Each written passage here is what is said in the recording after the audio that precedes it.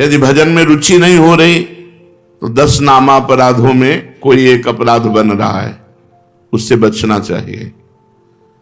10 नामापराध हैं, इनको कहीं लिखकर टांग दीजिए जिससे हर साधक एक बार दृष्टि तो पड़ी जाए बड़े बड़े अक्षरों में। पहला, संत पुरुषों की निंदा। ये बड़े बड़ों से बन जाता है, जिनको अपनी साधना का गर्व होता है उनसे जरूर बन जाता है अपराध। वो दूसरे को लघु समझते हैं, हे समझते हैं। और जहां साधना इस बात की है कि सबको अपना भगवान मानना है, वासुदेवा सर्वम, सबको भगवान मानना है। मैं सेवक सचराचर रूप स्वामी भगवंत, मैं सेवक हूं, चराचर जगत मेरा भगवान है।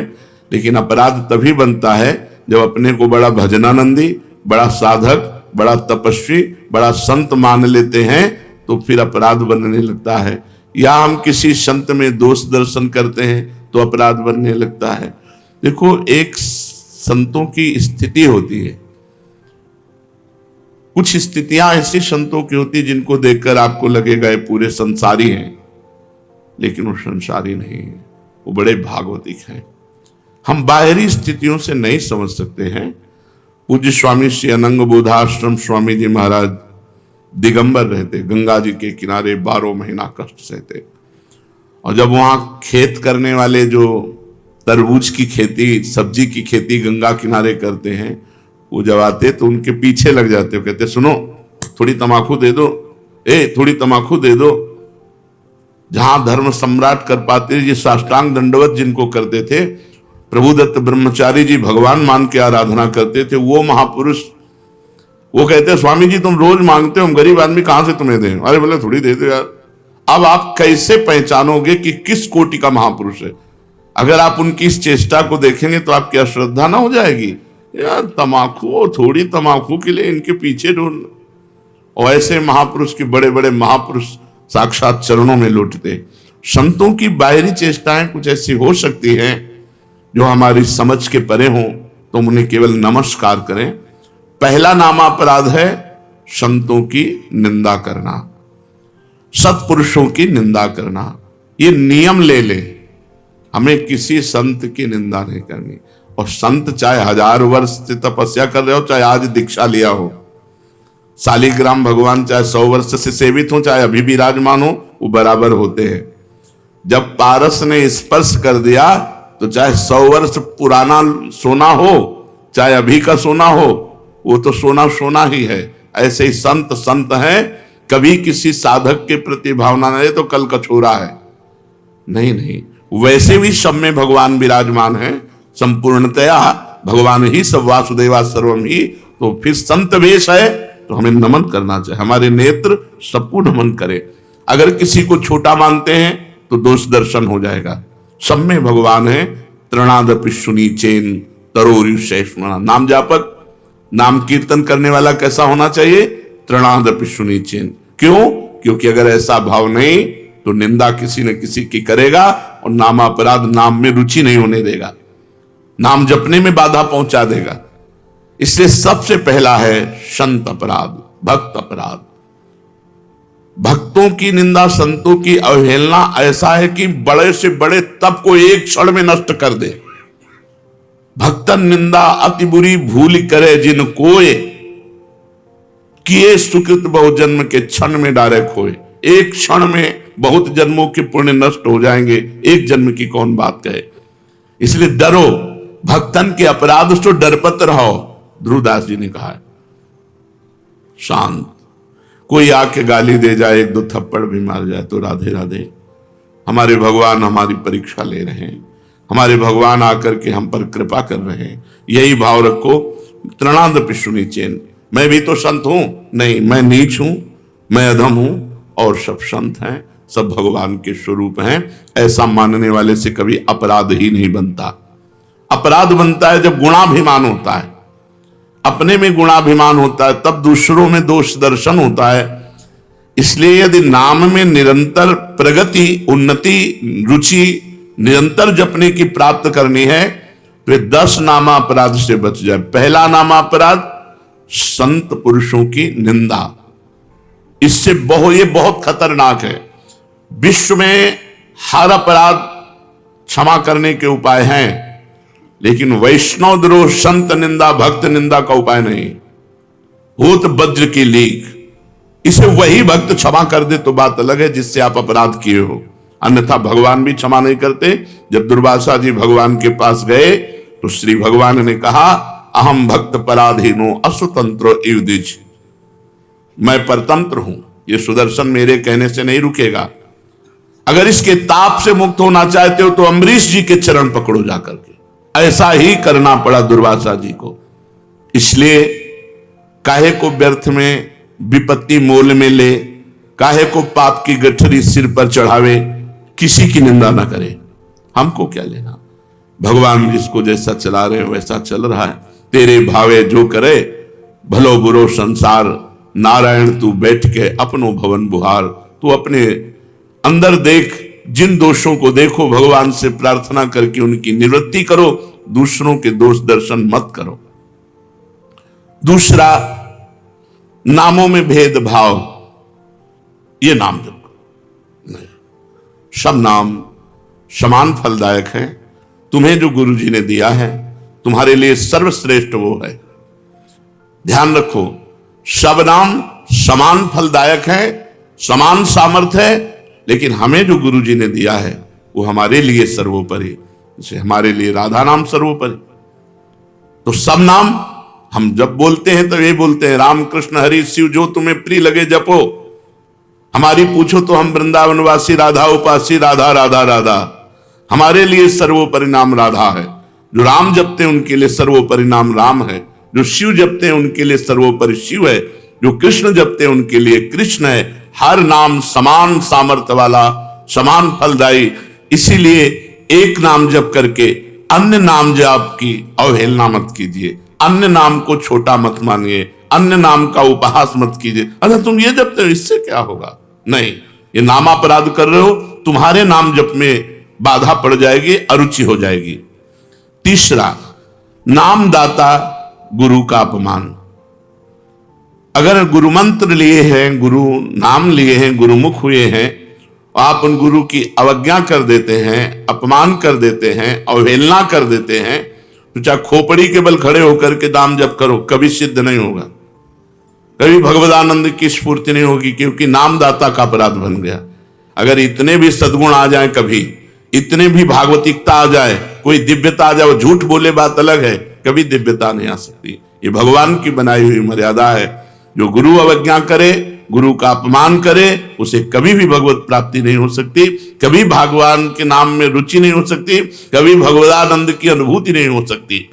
तीसरा है गुरु का अपमान।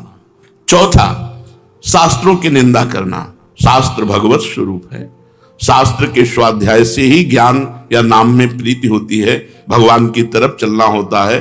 भगवान का अक्षर ब्रह्म स्वरूप समस्त शास्त्र है, एक एक अक्षर में भगवान विराजमान है। इसलिए किसी भी शास्त्र की निंदा ना करो, सब शास्त्र भगवत स्वरूप है।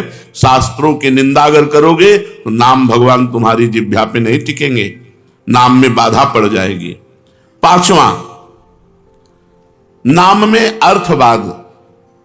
अरे इतनी महिमा नाम की, केवल गाते हैं, केवल प्रशंसा के लिए, ऐसी नहीं महिमा है नहीं, इससे बहुत पतन हो जाएगा, नामापराध बन जाएगा। नाम की जितनी महिमा गाई जाए वो सब थोड़ी है, ज्यादा नहीं है।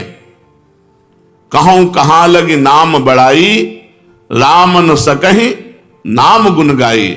स्वयं भगवान राम अपने राम नाम की महिमा का पूर्ण रूप से गान करना चाहे तो वो भी नहीं कर सकते। इतनी महिमा नाम की है कि स्वयं नामी यदि नाम की महिमा का यथार्थ में पूर्णतः गान करना चाहे तो वो भी नहीं कर सकता। तो जो ऋषि मुनि संत महात्मा जितने हुए नाम जापक, वो जो वर्णन करते हैं वो यथार्थ सत्य है, लेकिन पूर्ण नहीं है। पूर्ण तो भगवान भी नहीं नाम की महिमा का गान कर सकते, इतनी अपार महिमा नाम की है। इसलिए नाम में अर्थवाद कि अरे तो नाम की रोचकता के लिए इतनी प्रशंसा कर दी गई है, वैसे वस्तुतः ऐसा है नहीं, ऐसा सोचना ये नामापराध है। छठा, नाम का सहारा लेकर के पाप करना। कोई पाप कर्म कर रहे, अरे नाम जप लेंगे उससे नष्ट हो जाएगा। पीछे आपने सुना है कि जो नाम के बल से पाप करते हैं उनको अवश्य नरक मिलता है, क्योंकि नाम अबलो नशानी अबना नशे हो, आज तक कि आप नहीं करूंगा, जपो सब पाप नष्ट हो जाएंगे। लेकिन ये उत्साह रखकर पाप करना कि चलो मैं शाम के खूब राधा राधा रट लूंगा, हर नाम, एक नाम में जितनी सामर्थ्य उतना कोई पाप कर ही नहीं सकता, तो मैं मनमानी पाप करूं और शाम के नाम जप करूं, नहीं, तुम्हें नरक की प्राप्ति होगी। तुम नामापराध कर रहे हो, नाम का सहारा लेकर पाप करना। 7वां, धर्म व्रत यज्ञ आदि के साथ नाम की तुलना करना, किसी और साधन से नाम की तुलना करना। नाम अद्वितीय साधन है, नाम के समान कोई भी साधन नहीं है, चाहे यज्ञ हो, चाहे व्रत हो, चाहे दान हो, चाहे तीर्थ याटन हो, नाम के समान नहीं है। इसलिए नाम के बराबर कि भाई तुम नाम जप कर रहे हो, हम गंगा नहा के आ रहे हैं, तुम नाम जप कर रहे हो, हम अमुक धर्म कार्य करके आ रहे हैं, तुम नाम जप कर रहे हो, हम अमुक व्रत कर रहे हैं, हम तो 108 यज्ञ कर रहे हैं, तो नाम जापक की बराबरी किसी से नहीं हो सकती। नाम की समानता धर्म व्रत यज्ञ आदि के साथ तुलना करना। नाम जापक जब गंगा जी को स्पर्श करता है तो गंगा जी निष्पाप हो जाती है, गंगा जी निष्पाप हो जाती, गंगा पापम, गंगा जी पाप का नाश करते हैं। लेकिन जब नाम जापक गंगा जी का स्पर्श करता है तो गंगा निष्पाप हो जाती है। इसलिए धर्म व्रत यज्ञ आदि के साथ नाम की तुलना करना, ये नाम का 7वां अपराध है। 8वां, हरि निंदक, हरि विमुख, अवहेलना करने वाले भक्तों की, उन अश्रद्धालुओं को जो सुनना नहीं चाहते, जो भक्तों की निंदा करते, भगवान की निंदा करते हैं, ऐसों को नाम का उपदेश करना। अब यहां विचारणीय विषय है, जो सुनना नहीं चाहते हैं, अभी आपने सुना कि जब नाम कीर्तन किया जाता है तो यदि उनके कान में नाम पड़े उनका भी मंगल हो जाएगा। उनको उपदेश नहीं करना, लेकिन नाम सुनाना है। दूर से भगवान नाम की जय घोष करनी है, घोर पापी के भी कान में जाएगा तो उसका मंगल करेगा, नाम कीर्तन की महिमा में सुना। तो यहां ये बात नहीं है, यहां बात कही जाती है उसको शिष्य बनाना, उसको उपदेश करना। जो अश्रद्धालु है, सुनना नहीं चाहता, हरि निंदक है, भक्त निंदक है, ये नामापराध है, ऐसे को शिष्य नहीं बनाना चाहिए। लेकिन नाम कीर्तन सुनने का सब कोई अधिकारी है। जैसे जगाई और मधाई, मांस मदिरा आदि सबसे युक्त पुरुष, घोर दुष्ट स्वभाव, भक्त को देख करके ही गाली देना और उनका उपहास करना। हरिदास जी ने कहा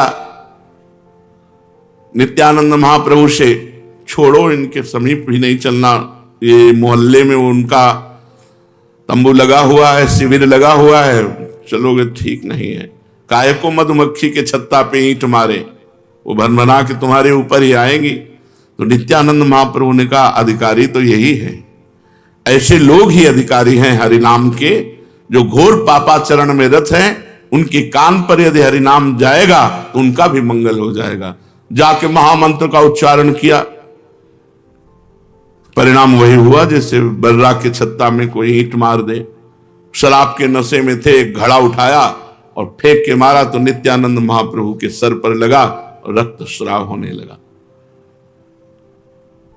भगवान नाम उच्चारण करते हुए ये प्रहार उनको सहना पड़ा। उनके लिए जब सूचना मिली चैतन्य महाप्रभु को तो भगवद आवेश में आ गए और सुदर्शन चक्र का स्मरण किया।